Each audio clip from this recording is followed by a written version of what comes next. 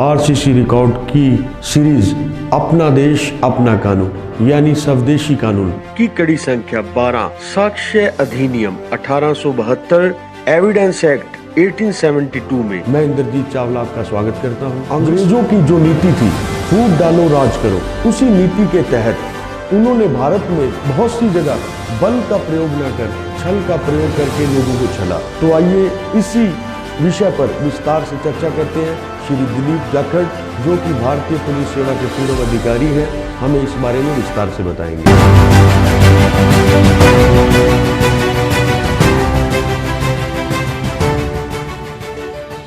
स्वदेशी कानून कैसे लागू किए जाएं और परदेशी कानूनों से कैसे मुक्ति पाई जाए, इस बारे में हमने पहले भी चर्चा की है। आज हम साक्ष्य कानून 1872 के बारे में चर्चा करना चाहते हैं।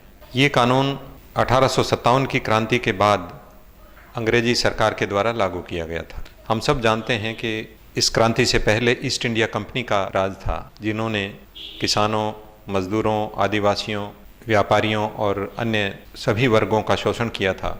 यहाँ तक कि भारतीय रियासतों को भी एक एक करके अंग्रेजी कंपनी में मिलाया गया था। इन सब का परिणाम ये हुआ कि जनता में बहुत असंतोष हुआ और इस कंपनी का राज उखाड़ फेंकने के लिए एक खूनी क्रांति हुई।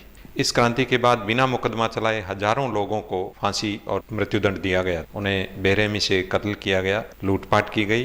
कंपनी के राज में दूसरे देशों से सेनाएं बुलाकर यहाँ बहुत खून खराबा किया गया, जिसकी दुनिया भर में आलोचना हुई। तो ईस्ट इंडिया कंपनी का राज यहाँ से खत्म कर दिया गया। इंग्लैंड के राजा और रानी ने यह वादा किया कि वो भारतीय प्रजा को अपनी प्रजा के रूप में मानेंगे और 1858 में इंग्लैंड की सरकार का यहाँ शासन लागू हुआ।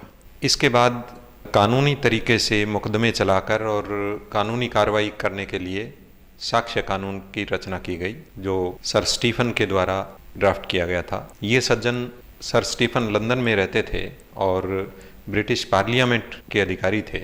वहाँ लॉ अफसर के रूप में ही उन्होंने इस कानून की रचना की थी।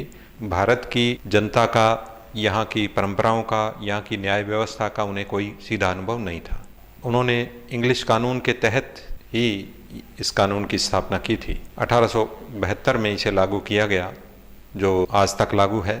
आप लोग ये सोच सकते हैं कि हमें इस कानून से क्या लेना देना है। इस बारे में मैं बताना चाहूँगा कि हर नागरिक का साक्ष्य कानून से किसी न किसी तरीके से वास्ता पड़ता है। चाहे आप पीड़ित हों या गवाह हों, किसी न किसी तरीके से आपको कभी न कभी गवाही देनी पड़ती है। चाहे वो एक्सीडेंट का केस हो, चाहे पड़ोसी से नाली का या सड़क का विवाद हो, खेत की सीमा का विवाद हो, हर नागरिक को अपनी कानूनी हितों की रक्षा के लिए कानून का दरवाज़ा खटखटाना पड़ता है। ये सारी कार्रवाई साक्ष्य कानून के तहत ही होती है।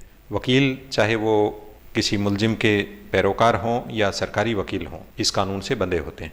मुंसिफ मजिस्ट्रेट से लेकर सुप्रीम कोर्ट के चीफ जज तक सभी न्यायिक अधिकारी भी इसी कानून के आधार पर निर्णय देते हैं। लोक अदालत हो या न्याय पंचायत हो, वे सब भी साक्ष्य कानून से बंधे हैं। सर स्टीफन ने जब ये कानून बनाया था तो इसकी भूमिका में उन्होंने लिखा था, भारत में इंग्लिश पैटर्न का, इंग्लिश लॉ के आधार पर साक्ष्य कानून बनाना जरूरी है, क्योंकि भारत में पहले जो कानून लागू था, जो शासन व्यवस्था और जिस तरह का समाज था, वो एक बर्बर समाज था। आधुनिक और सभ्य समाज बनाने के लिए आधुनिक कानून व्यवस्था लागू करनी जरूरी है, ऐसा उनका दावा था। आइए हम उनके दावे की जांच करने की कोशिश करें।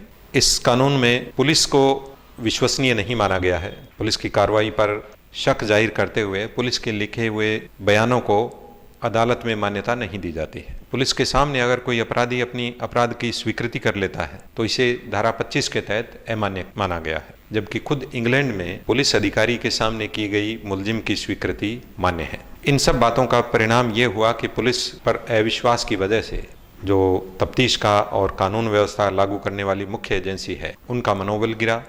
यहाँ तक कि उनकी कार्रवाई भी दूषित हुई। कानून के तहत जो बयान लिखे जाते हैं उसमें गवाह के दस्तखत नहीं कराए जाते। बड़ी हैरानी की बात है कि जब हम 50 रुपए की कोई चीज़ किसी दुकान से लेते हैं तो रसीद या गारंटी कार्ड पर हम लोग चाहते हैं कि उनके दस्तखत हो या कम से कम मोहर हो। बिना दस्तखत से जारी किया गया कोई भी डॉक्यूमेंट मान्य नहीं है। लेकिन CRPC की धारा 161 में जो बयान लिखे जाते हैं पुलिस के द्वारा, उसमें गवाह के दस्तखत नहीं कराए जाते, क्योंकि 162 में इसकी मनाही है। इंग्लिश सरकार और उसके विशेषज्ञों के द्वारा ऐसा दावा किया गया कि भारत की ज़्यादातर जनसंख्या अनपढ़ है और अगर पुलिस अधिकारी उसके बयानों पर दस्तखत या अंगूठा करवाएंगे तो वो बिना पढ़े उनको अंगूठा दस्तखत करना पड़ेगा, जिसमें पुलिस अधिकारी कुछ भी बयान अपनी मर्जी से लिख सकते हैं। इस दावे को आज हमारी साक्षरता दर काफ़ी बढ़ने के बावजूद भी लोग दोहरा रहे हैं। मैंने अपनी पुलिस सर्विस के दौरान कई पुलिस अधिकारियों से, वकीलों से, पीपीज से इस विषय पर चर्चा की, गवाहों के बयान पर गवाह के दस्तखत क्यों नहीं कराए जाते। तो आमतौर पर वही अफवाह दोहराई जाती है कि अगर दस्तखत कराए जाएंगे तो पुलिस अधिकारी मनमर्जी से जो बयान लिखे हुए हैं बिना पढ़े उनके दस्तखत करा देंगे और वो गवाह एक तरीके से बंध जाएगा। लेकिन खुद इंग्लैंड में दस्तखत कराए जाते हैं, दूसरे सभ्य देशों में गवाह के दस्तखत कराए जाते हैं, तो भारत में ऐसा क्यों नहीं हो। साक्षरता दर 70% से भी ऊपर चली गई है, तो आज हम ये मान सकते हैं कि हमारी जनता, चाहे वो गवाह के रूप में हो और या किसी रूप में पुलिस के संपर्क में आए, वो इतनी सक्षम हो गई है कि वो अपने लिखे हुए बयानों को पढ़ के और उसके ऊपर दस्तखत करें। आजकल तो वीडियोग्राफी भी गवाही की होने लगी है, तो उसमें वो सबूत है कि उसने जो कुछ कहा है वो बयान से मेल खाता है या नहीं। इसलिए ऐसा आरोप लगाना बिल्कुल निराधार है कि पुलिस अधिकारी अपनी मन मर्जी से जो चाहे वो बयान लिख सकता है। हाँ, ऐसा जरूर था, इस आड़ में पुलिस पर और लोगों पर शक जाहिर करके अंग्रेजों ने एक उपनिवेशी चाल चली थी। वो चाल ये थी कि 161 सीआरपीसी में ऐसा प्रावधान था कि हर गवाह किसी भी घटना के बारे में सच्चाई से यानी ट्रूली अपनी बात पुलिस अधिकारी को बताएगा या जांच अधिकारी को बताएगा। 1898 की सीआरपीसी में ट्रूली वर्ड हटा लिया गया, यानी झूठ बोलने की छूट गवाह को दे दी गई। और 1973 की सीआरपीसी लागू होने तक यही व्यवस्था आज़ादी के बाद भी जारी रही। एक तरफ तो गवाह पर कोई पाबंदी नहीं है सच बताने की, दूसरी तरफ उसके दस्तखत भी नहीं कराए जाते। इस आड़ में मनमर्जी से अंग्रेज सरकार ने हर मुकदमे को जैसा चाहा वैसा मोड़ देना शुरू कर दिया और बड़े बड़े क्रांतिकारी जो हमारे देशभक्त नेता थे उनको गलत तरीके से कानूनों में उलझाया गया। कई उदाहरण हमारे सामने हैं। श्री अरविंद, महात्मा गांधी, जवाहरलाल नेहरू, सरदार पटेल, सुभाष चंद्र बोस, इनको मुकदमों में फंसाया गया। वो ऐसा इसीलिए संभव हुआ कि न तो गवाह को सच बोलने का पाबंदी थी और न ही गवाह के साइन कराए जाते थे। पुलिस अंग्रेज सरकारों के अधीन थी, अदालतें भी उनके अधीन थी और जैसा वो चाहते थे वैसा मुकदमों में हेर फेर किया जाता था। उनकी शोषणकारी और उपनिवेशी सरकार के हितों से ये मेल खाता था, लेकिन आज़ाद भारत में न्याय के हित में अब ये कानून मेरे विचार में लागू नहीं रहने चाहिए। इस कानून में जजों पर भी विश्वास नहीं किया गया है। उदाहरण के तौर पर धारा 3, साक्ष्य कानून की धारा 3 में सिर्फ 2 तरह के साक्ष्य यानी गवाही को मान्यता दी गई है। एक तो है बयान जो गवाह के द्वारा दिए जाएं और दूसरे हैं दस्तावेज जो कोर्ट के सामने पेश किए जाएं। साक्ष्य कानून के जो दूसरे देशों में प्रावधान है उनमें कई देशों में 8 तरह के साक्ष्य माने गए हैं, कुछ देशों में तो 20 तरह के एविडेंस मानी गई है। क्योंकि आजकल वैज्ञानिक विकास होने लगे हैं, डीएनए टेस्ट को भी साक्ष्य माना जाने लगा है। जो इलेक्ट्रॉनिक मीडिया में लिए गए साक्ष्य हैं उनको भी साक्ष्य माना जाने लगा है, जो बिल्कुल उचित है, जिनको मानना चाहिए। लेकिन हम 1 सदी से भी ज़्यादा पुराने में सिर्फ 2 तरह के सबूतों को ही सबूत यानी साक्ष्य मानते आ रहे हैं। इस सीमा को बढ़ाने के लिए ऐसी सरकार और इस कानून के और कई विशेषज्ञों ने बार बार मांग की है।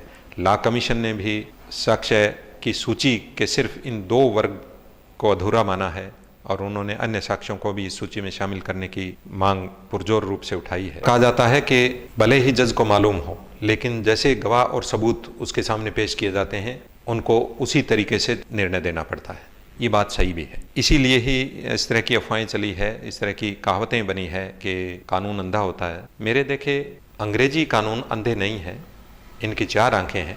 इतना ही नहीं, हजारों आंखें हैं और इन 1000 आंखों के तहत उन्होंने जिस एविडेंस को जिस तरीके से तोड़ना या मरोड़ना चाहा उन्होंने वैसा किया। खुद इंग्लैंड में कोरोनर यानी जज घटना स्थल पर रियल एविडेंस कलेक्ट करता है। भारत में भी धारा 310 सीआरपीसी में ऐसा प्रावधान है, लेकिन प्रैक्टिस में ऐसा नहीं है कि जज या मजिस्ट्रेट खुद मौके पर जाकर और अपनी तरफ से सच्चाई को जानने की कोशिश करे। पुलिस की डायरी में या कस्टम विभाग या फॉरेस्ट डिपार्टमेंट जो भी फाइल उनके सामने कोर्ट में पेश की जाती है और जिस तरह के गवाह और बयान और दस्तावेज उनके सामने आते हैं वो उसी पर अपना फैसला देते हैं। सौभाग्य से विकसित देशों की तर्ज पर भारत में भी ऐसे इंस्टेंस आने लगे हैं हाल ही में, जब जजेस ने खुद मौके पर जाकर रियल एविडेंस कलेक्ट किए हैं। खुद इंग्लैंड में ऐसा होता रहा है। कॉरोनर जो जजों का एक प्रकार है वो मौके पर जाकर जांच करते हैं। अमेरिका में, न्यूजीलैंड, ऑस्ट्रेलिया, फ्रांस, इन देशों में रियल एविडेंस जज के द्वारा कलेक्ट किया जाता है। भारत में इस व्यवस्था को एक्सपेंड करने की ज़रूरत है। अच्छे कानूनों की रचना करके जनता के कानून लागू कर सकें, जो जनता के द्वारा रचे जाएं, जनता के लिए हों और जनता के कानून हों। धन्यवाद।